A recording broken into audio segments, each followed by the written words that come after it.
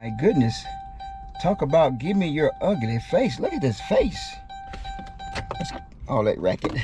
Hello, we're back and we're gonna continue on with my good, bad, and ugly in trucking. So welcome to Tank Nation. If you're new to the channel, before we get started, go ahead and give me a thumbs up and hit that subscribe if you don't mind growing with us. We're not there yet, but we're definitely growing. We're emerging ourselves in the process. So if you've seen some of the videos y'all seen, I just got back from MotoGP. Great experience. It's pretty cool. I want to send a shout out to the Tyson family.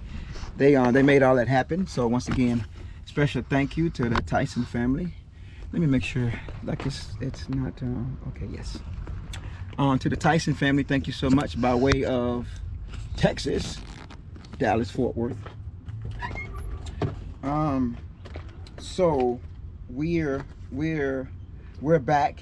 So I went to MotoGP. So I didn't go out none last week. The lanes were slow, and as you can see over here, I'm just gonna show you a little bit. Like you see, a lot of trucks we got a lot of trucks just chilling, you know. So the lanes are slow over here, and I could have called around and got a load somewhere, but we take it all in.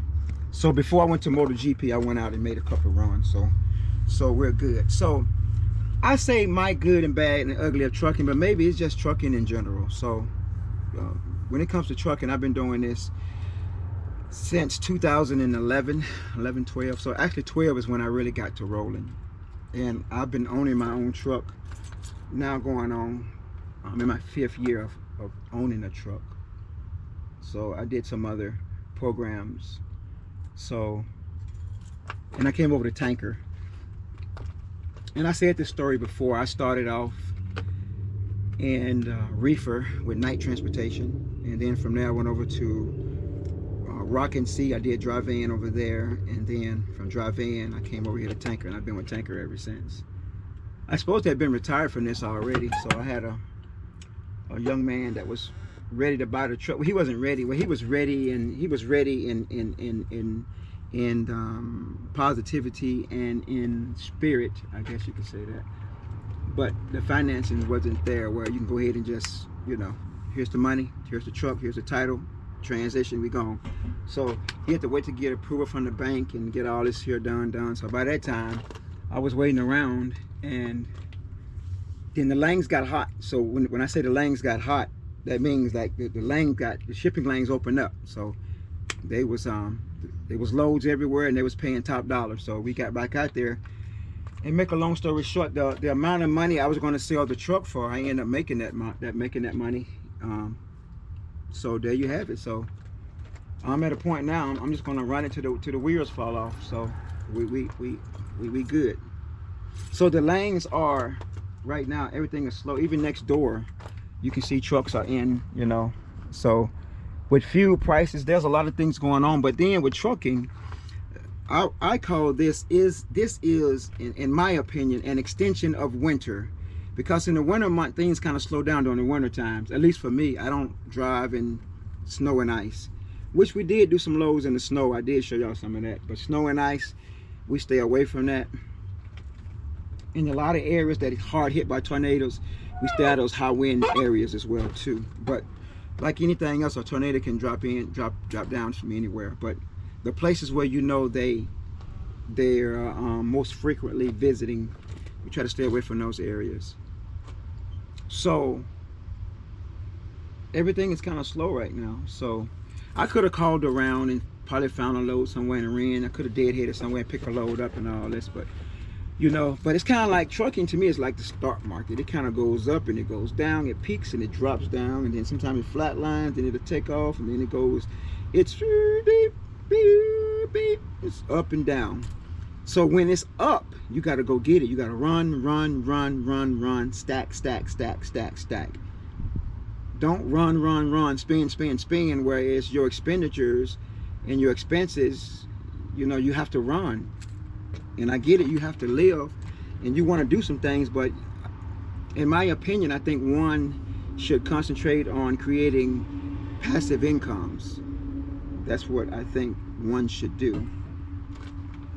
But because to me, it's just like, and when I came over to trucking, when I retired from the military, I didn't want to punch a clock. So I went to a few government interviews and I realized, like, oh man, I don't want to do this. I don't want to punch a clock. And you know, and even coming out of the military, and I had so much freedom, because as you make rank, you know, you kind of get a lot more freedoms.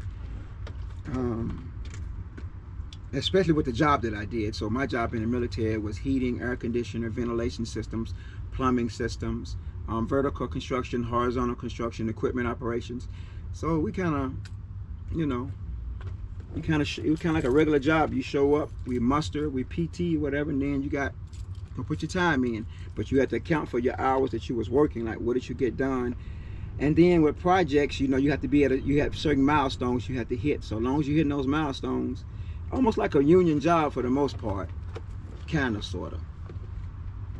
Until you get to a war zone. When you get to a war zone, it's all bets are off. It's 24 hours. It's jumping. So, and then one of my childhood friends had mentioned coming into trucking, and I got into trucking, and I have so much freedom. I have freedom now, like crazy freedoms.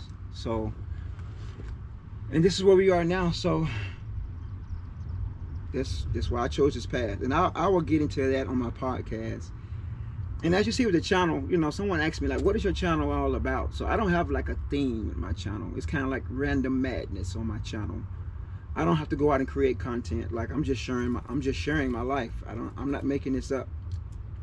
If I feel like, and I used to keep a journal, a handwritten journal.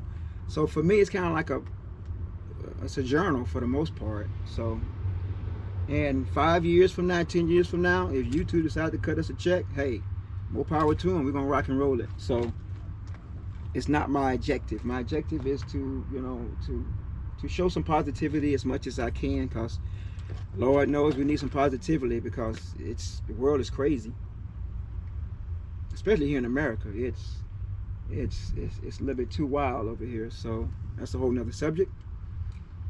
So I'm here checking on my truck. So I'm gonna start her up. She's been setting up almost about 2 weeks. You can pretty much say about 2 weeks, right at 2 weeks. So we're gonna go ahead and start her up. Actually, I'm gonna take her out on a road trip, and yeah, loosen these old joints up. So that's what we're gonna do. Where's my other gloves? Where are my gloves? I gotta clean her up. So I've seen inside this many times before. It's dirty. She's a dirty girl. But anyway, it's the inside. Gotta clean her up. So where are my other gloves? Let me see what my other gloves are. I see one there, but oh, boy, that was so good. I think it's in here. Ah, there it goes. So we checked the oil. We just had an oil change and everything. So we're gonna do a pre-trip inspection on everything, and we're gonna start her up. Actually, we're gonna go ahead and start her up. Let's see if she'll crank. She's been setting up. And also, let's start with this my inverter. So I use an inverter because for those who haven't been keeping up with the channel, and you kind of watch me sometimes, I don't idle my truck. So for the most part, I run an AC unit during the summertime in my truck, because I'm an HVAC tech, right? So I learned how not to idle my truck. So I use this to run my air conditioner and any other stuff I want to run without idling my truck.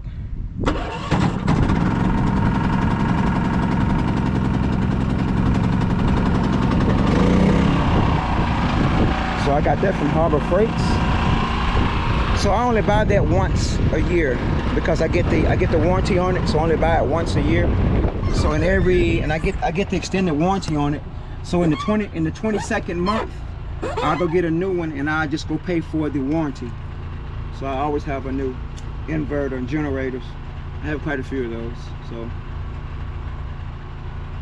I think we're gonna go ahead and start her up, and then actually while that's running. And you're probably wondering, like, let's grab this.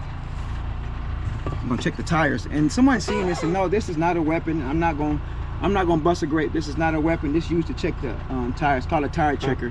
or a tire thumper. So we're gonna thump the tires, make sure they're good to go. And you probably think it's loud at night, but it's not loud. And then I can go over to the, see it drops down like that right there. It's nice and quiet. We're gonna let it run. So we're gonna,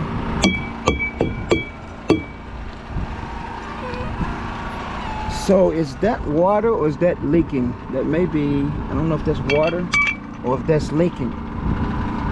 That's oil. So we got to get that checked out again. So we got to get that checked out again, get that taken care of again.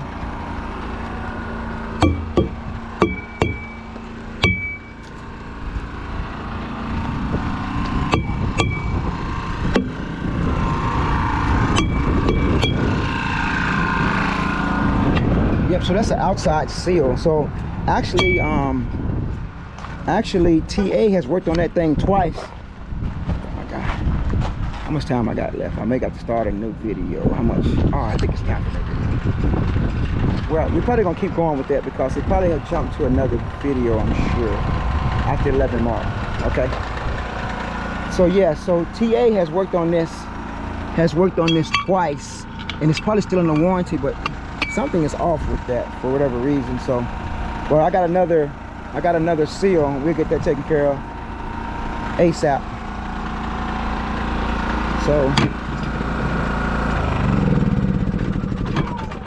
So let's go ahead and let's start her up and see what we got. So this is part 2 of the other one that I was doing, my good,